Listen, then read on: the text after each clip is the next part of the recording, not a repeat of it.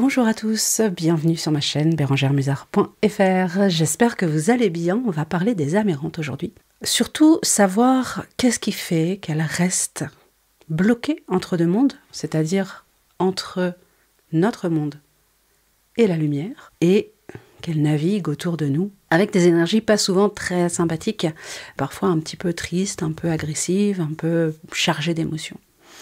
Donc, ces chers fantômes qui sont parfois de notre famille, eh bien, elles ne restent pas par hasard bloquées entre deux mondes. Il y a toujours une raison pour qu'elles ne partent pas. Alors, il y a beaucoup de cas de figure qui peuvent justifier du fait qu'elles restent proches de nous au lieu de continuer leur propre vie en tant qu'âme et en tant que lumière, et notamment dans la lumière. La première chose, c'est que certaines âmes ne savent même pas qu'elles sont mortes. Ça, c'est la première. Donc, elles ont tendance à pas être particulièrement dérangeantes pour nous, pas être agressives non plus, puisque de toute façon, elles n'ont pas conscience d'être mortes et elles sont restées enfermées dans un schéma. Elles étaient en train de faire quelque chose, elles sont peut-être mortes subitement, sans se rendre compte, et elles sont parties très très vite, et elles sont restées bloquées à faire ce qu'elles sont en train de faire. Donc il n'y a pas de conscience, ni d'avoir quitté le monde présent, ni d'avoir la capacité et la possibilité de partir vers la lumière. Ça, c'est un cas qui existe. Parfois, elles restent parce que nous les retenons.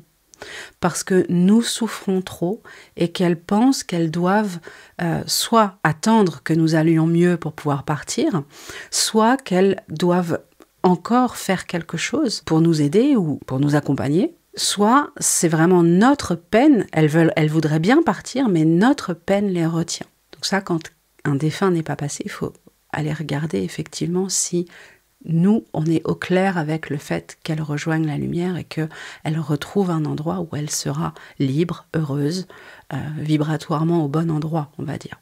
On ne peut pas vraiment parler de bonheur ou de malheur, mais parce qu'on n'est plus dans le même système émotionnel, mais en tout cas un endroit qui lui sera plus bénéfique. Parfois, elles restent coincées parce qu'elles ont l'impression qu'elles doivent terminer quelque chose, passer un message, terminer une action, aider quelqu'un.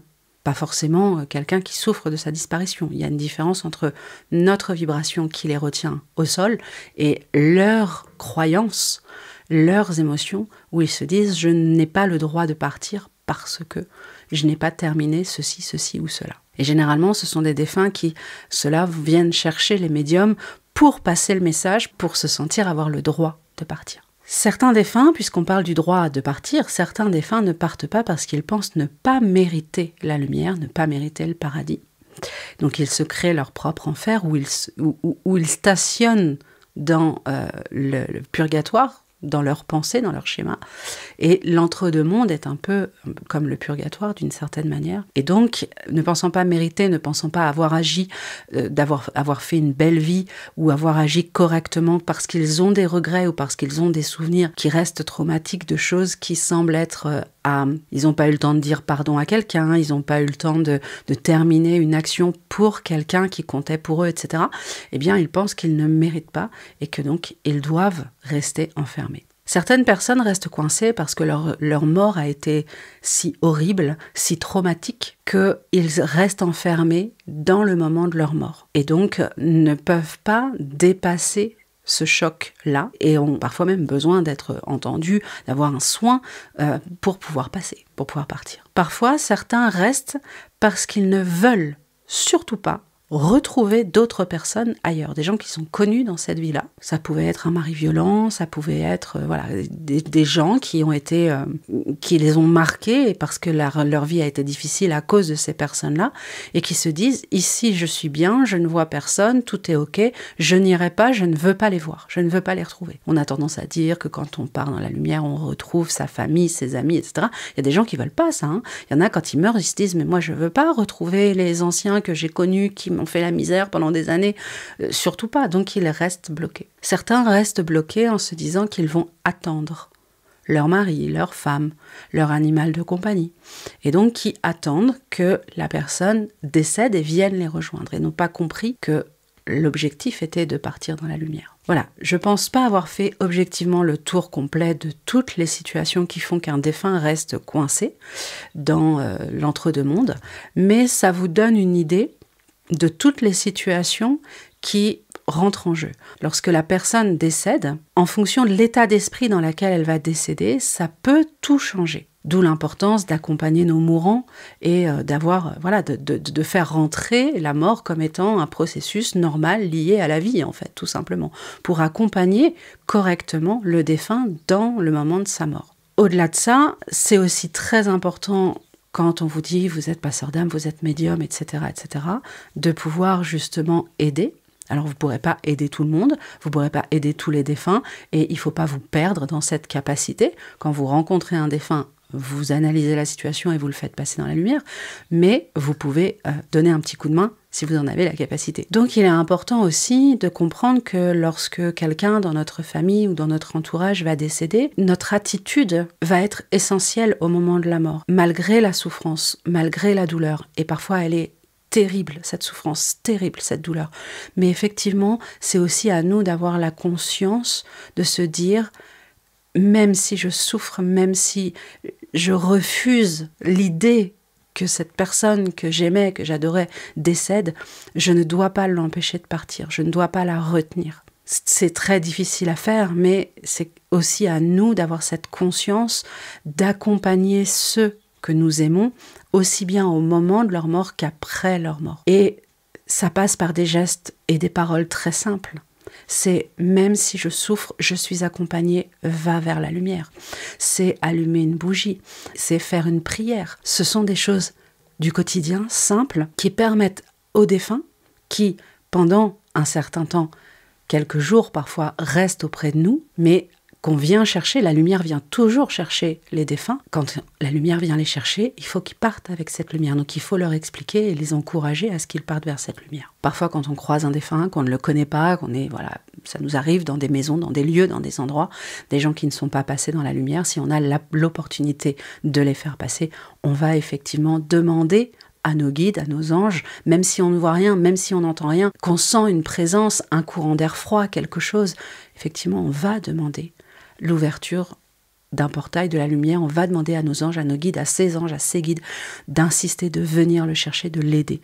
On va allumer une bougie, on va faire une prière, il y a toujours quelque chose à faire pour aider les énergies bloquées à se libérer. Les défunts font partie des énergies bloquées, au même titre que les égrégores, au même titre que les émotions négatives, etc., etc. Donc, à nous aussi d'aider à libérer certaines lourdeurs.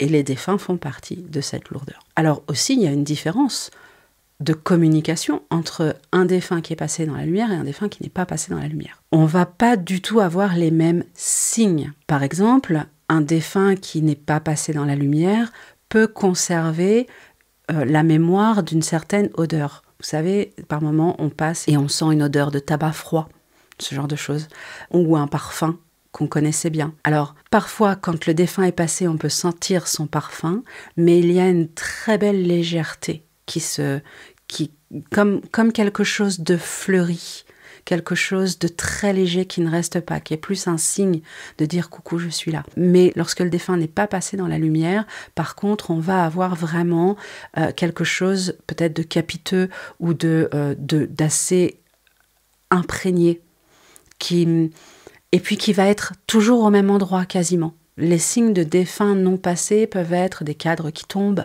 peuvent être des objets qui se déplacent, peuvent être des bruits, des odeurs de transpiration, des odeurs de tabac froid, des odeurs d'alcool, des odeurs de parfum, d'eau de Cologne qui sont d'un seul coup très prenants. Et il y a une lourdeur qui arrive avec ça.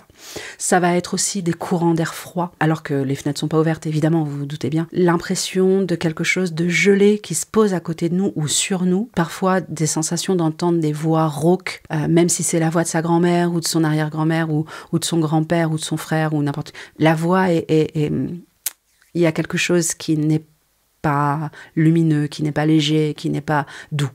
tout simplement. Donc ça, c'est une différence qu'on peut faire. Un défunt qui est passé dans la lumière va mettre des plumes, va amener des oiseaux au bord des fenêtres, va diffuser des parfums plutôt de fleurs, des parfums très légers, très printaniers, presque.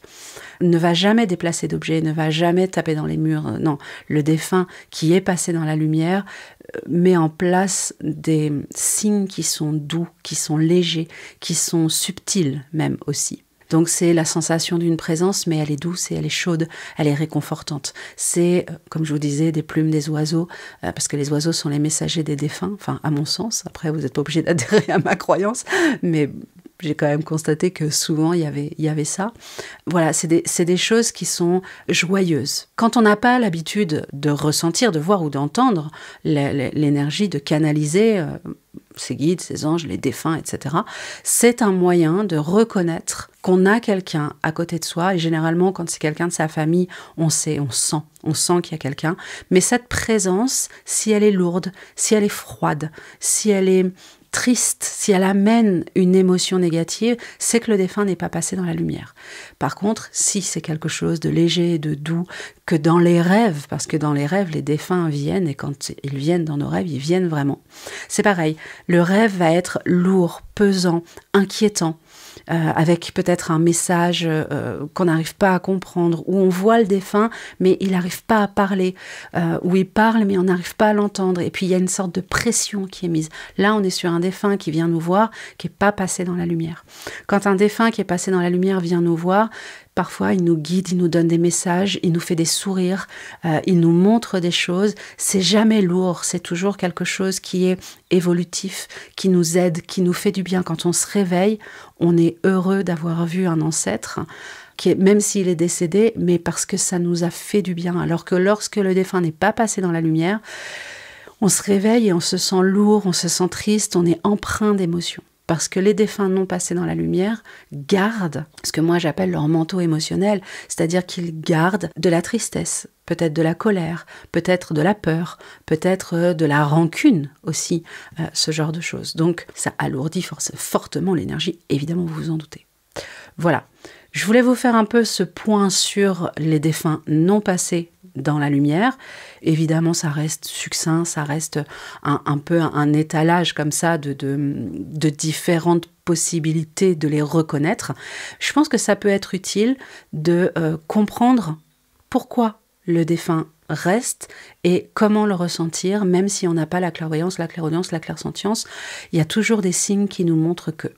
Ça vous permet ensuite de pouvoir soit faire une prière, soit allumer une bougie, en tout cas essayer d'accompagner au mieux ce défunt, si vous le connaissez, même si vous ne le connaissez pas, vers un mieux-être pour lui et évidemment une libération pour vous.